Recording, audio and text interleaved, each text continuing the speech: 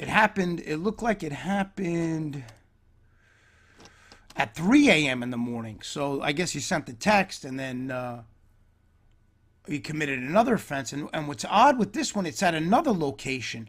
So I'm thinking, I don't know if he went to, first it was at maybe, I don't know. I don't want to guess, but it's two different locations. It's two different locations, and it's impacting his son again, and I guess the mother of his child. And this, he was charged with criminal obstruction of breathing or blood circulation, assault in the third degree, and harassment in the second degree. And I'm going to read again the excerpt from that. And basically, the office was informed by, I believe it's either the son or the mother of his child, that on the above mentioned date and time and location, the defendant, who's this Frank Pasqua III, with the intent to impede the normal breathing or circulation of the blood, the defendant did impede the normal breathing or circulation of the blood, that the defendant grabbed and squeezed his son's neck while pushing him down into a motor vehicle.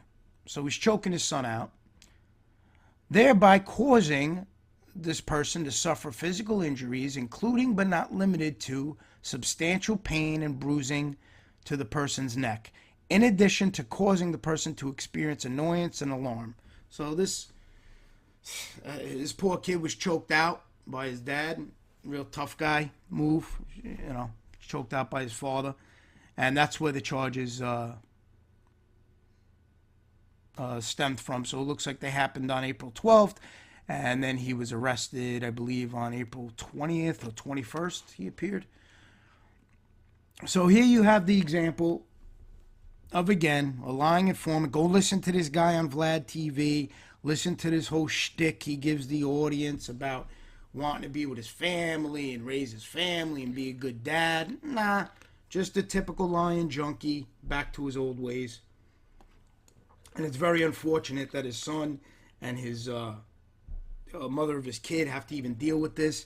Again, it's like I was saying with these junkies, they impact everybody else. They're selfish people. Their problems become everybody's problems because they're little children. They're spoiled little children who need their drugs, and they don't care. They don't care who gets hurt. They don't care what family members they hurt. They don't care who they lie about.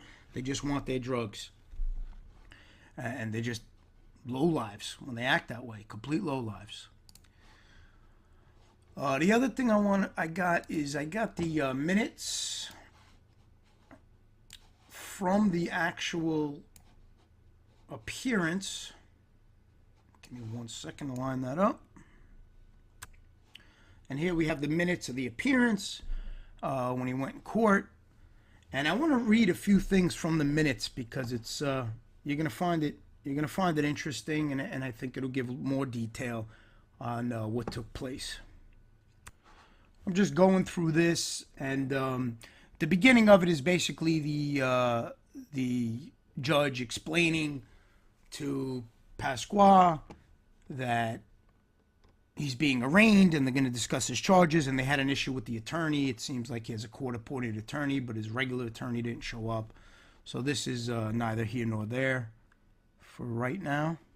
I find this part funny. The court tells him, Mr. Pasqua, you're under oath now. It is important for you to understand that if you knowingly make a false statement during these proceedings, you could be subject to prosecution for perjury or for making a false statement to the court, and you could face a punishment of up to 5 years in prison and $250,000 fine if you're convicted of these offenses. Well, these guys just keep making false statements and keep perjuring in front of the grand jury, in front of the trial, in front of anything, but yet none of these things happen. So I don't know how accurate that is, that statement, because